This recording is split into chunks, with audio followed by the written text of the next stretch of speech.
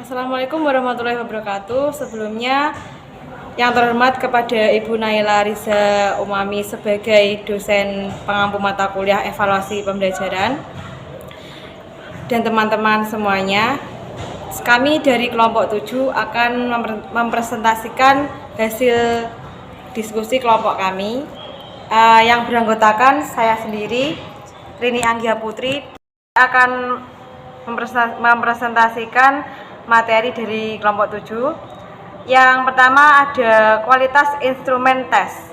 Kualitas instrumen tes merupakan salah satu cara untuk memperbaiki proses pembelajaran yang paling efektif, yaitu dengan mengevaluasi tes hasil belajar yang diperoleh dari proses pembelajaran itu sendiri.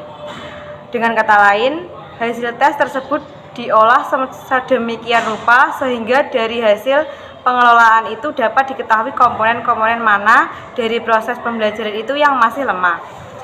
Pengolahan tes hasil belajar dalam rangka memperbaiki proses pembelajaran dapat dilakukan dengan membuat analisis soal atau item analisis.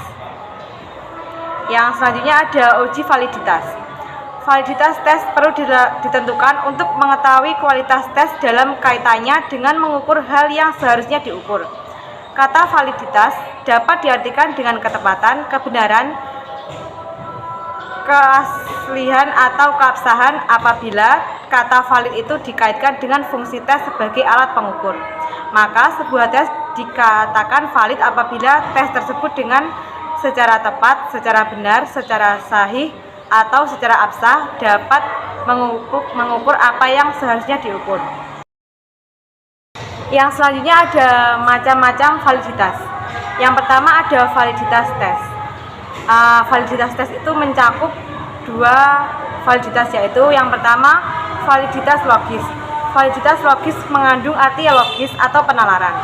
Maka validitas logis untuk sebuah instrumen evaluasi menunjuk pada kondisi bagi sebuah instrumen yang memenuhi persyaratan valid berdasarkan hasil penalaran dan sudah dirancang secara baik sesuai dengan teori dan ketentuan yang berlaku. Yang satu lagi, validitas empiris. Validitas empiris adalah memiliki pengertian pengalaman sehingga sebuah instrumen dikatakan memiliki validitas empiris apabila sudah diuji dari pengalaman. Dengan demikian, validitas empiris tidak dapat diperoleh hanya dengan jalan menyusun instrumen berdasarkan ketentuan seperti halnya validitas logis, tetapi harus dibuktikan dengan hasil analisis yang dilakukan terhadap data hasil pengamatan di lapangan. Yang kedua ada validitas item dari suatu tes. Adalah ketetapan pengukur yang dimiliki oleh sebutir item atau yang merupakan bagian tak terpisahkan dari tes sebagai suatu totalitas.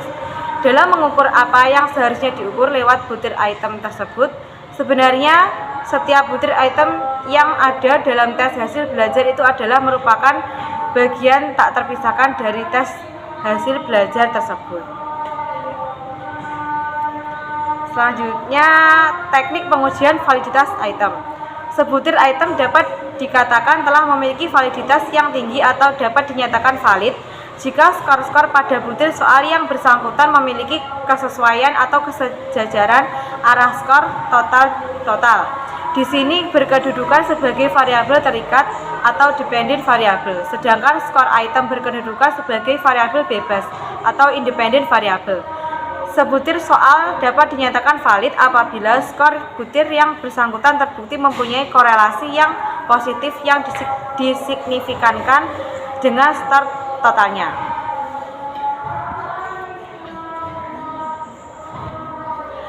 Baik, materi selanjutnya akan diteruskan oleh teman saya. Perkenalkan, nama saya Mahendra Bagus Saputra. Saya sebagai pemateri yang kedua. Reliabilitas. Reliabilitas merupakan penerjemahan dari kata reliability yang mempunyai asal kata rely dan ability. Reliability sering dikaitkan dengan keterandalan. Artinya, suatu tes memiliki keterandalan bila mana tes tersebut dipakai mengukur berulang-ulang hasilnya sama. Reliabilitas adalah ketetapan atau ketelitian sesuatu alat evaluasi. Faktor-faktor yang mempengaruhi reliabilitas. Beberapa faktor yang mempengaruhi reliabilitas adalah sebagai berikut. A. Luas tindakannya, sampling yang handal. B. Perbedaan bakat dan kemampuan murid yang dites. Dan C. Suasana dan kondisi testing. Teknik pengujian reliabilitas. A. Metode tes retest, metode bentuk ulang. Metode ini digunakan untuk menguji dengan menggunakan alat penelitian terhadap subjek yang sama, dilakukan 2 kali dalam waktu yang berlainan. Adapun langkah yang dapat ditempuh pada ujian reliabilitas ini adalah sebagai berikut. 1. Menyusun sebuah tes yang akan diukur reliabilitas. 2. Menguji tes yang tersusun terhadap tahap 1. 3. Menghitung skor hasil tes tahap 1. 4. Menguji ulang tes yang tersusun tersebut tahap 2. Yang kelima adalah menghitung skor hasil tes ulang tahap 3, tahap 2. Dan yang keenam, menghitung reliabilitas tes tersebut dengan jalan mengkorelasikan skor tes dengan skor tes 2 dengan rumus korelasi produk momen persen.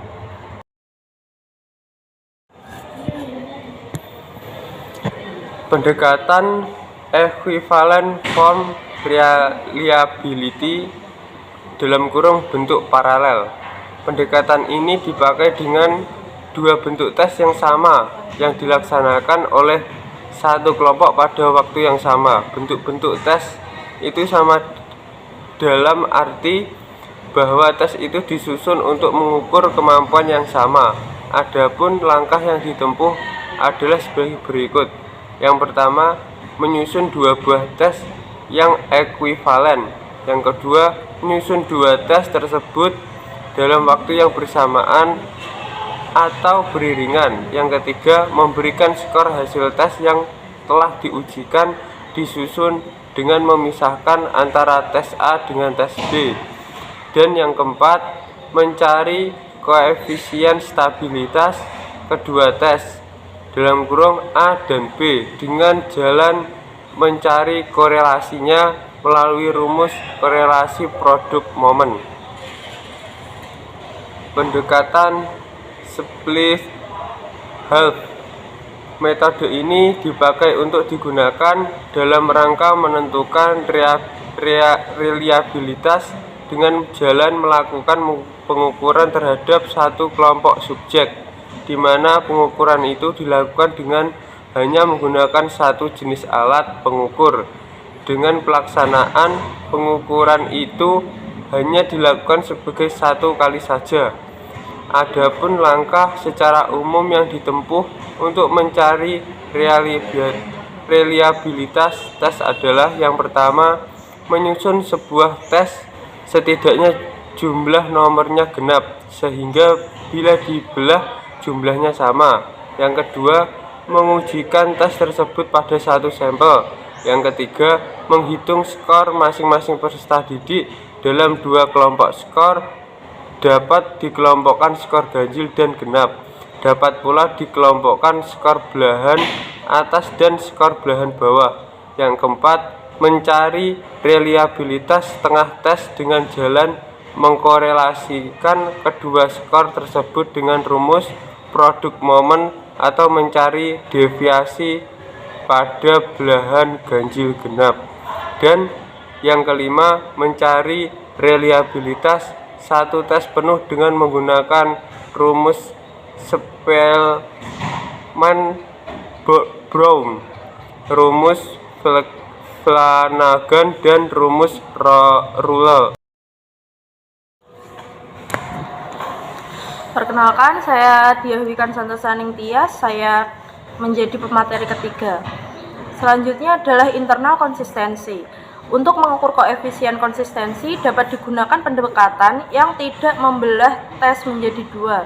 Hal ini disebabkan oleh dua kemungkinan. Yang pertama adalah jumlah item ganjil, sehingga tidak dapat dibelah menjadi dua. Kemudian adalah komposisi antar item-item ganjil dan genap yang tidak homogen, sehingga bila dibelah cenderung tidak memiliki korelasi yang positif. Terdapat beberapa teknik dan persamaan yang digunakan untuk mencari reliabilitas dengan internal konsistensi, yaitu yang pertama adalah koefisien alfa, yang kedua adalah Kuderi-Katsan, yang ketiga adalah teknik Hoyt. Tingkat kesukaran. Kesukaran item adalah pernyataan tentang seberapa mudah dan seberapa sulit sebuah butir soal bagi siswa yang dikenai pengukuran kesukaran.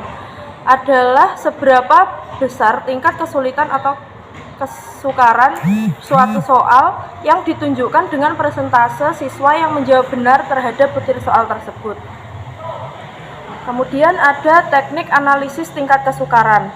Secara tentatif dapat dikatakan bahwa salah satu ciri butir soal yang baik adalah bahwa ia tidak terlalu sukar dan tidak terlalu mudah untuk kelompok tertentu yang akan dites. Besarnya indeks kesukaran adalah antara 0,00 sampai dengan 1,00.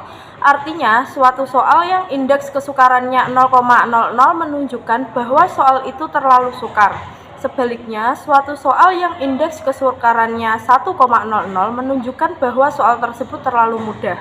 Dengan istilah evaluasi, indeks kesukaran diberi simbol P dengan singkatan dari proporsi. Untuk mencari bilangan indeks kesukaran atau P, digunakan rumus sebagai berikut. Yang pertama, jika soal memiliki proporsi kurang dari 0,30, maka soal tersebut adalah sukar. Yang kedua, jika soal memiliki proporsi antara 0,30 sampai 0,70, maka soal tersebut sedang. Yang terakhir adalah soal yang memiliki proporsi lebih dari 0,70 adalah soal yang mudah. Kemudian adalah daya pembeda. Daya pembeda suatu soal tes adalah bagaimana kemampuan soal itu untuk membedakan siswa-siswa yang termasuk kelompok pandai atau upper group dengan siswa-siswa yang termasuk kelompok kurang atau lower group. Suatu item tes memiliki daya pembeda yaitu apabila item tes itu dapat dijawab dengan benar oleh siswa kelompok atas atau yang pandai dan tidak dapat dijawab benar oleh siswa kelompok bawah atau bodoh. Teknik analisis daya pembeda. Indeks daya pembeda didefinisikan sebagai selisih antara proporsi jawaban benar pada kelompok atas dengan proporsi jawaban benar pada kelompok. Daya pembeda item dapat diketahui dengan melihat besar kecilnya angka indeks diskriminasi. Interpretasi indeks daya pembeda yang dilakukan adalah sebagai berikut. D, maka 0,00 sampai 0,20 adalah jelek, 0,20 sampai 0,40 adalah cukup, 0,40 sampai 0,70 adalah baik, 0,70 sampai 1 maka baik sekali dan negatif adalah tidak baik. Efektivitas fungsi distraktor. Dalam setiap tes objektif selalu digunakan alternatif jawaban yang mengandung dua unsur sekaligus, yaitu jawaban tepat dan jawaban yang salah sebagai penyesat atau distraktor. Distraktor baru dapat dikatakan telah menjalankan fungsinya dengan baik apabila distraktor tersebut memiliki daya rangsang atau daya tarik sehingga testi atau peserta ujian, khususnya testi dari kelompok bawah, menjadi terkecoh untuk memilih distraktor sebagai jawaban betul. Dalam istilah evaluasi disebut omit yang disingkat dengan huruf O. Suatu distraktor dapat diperlakukan dengan tiga cara. Satu, diterima karena sudah baik. Yang kedua adalah ditolak karena tidak baik. Dan ditulis kembali karena kurang baik. Sekian presentasi dari kita, saya kembalikan ke moderator.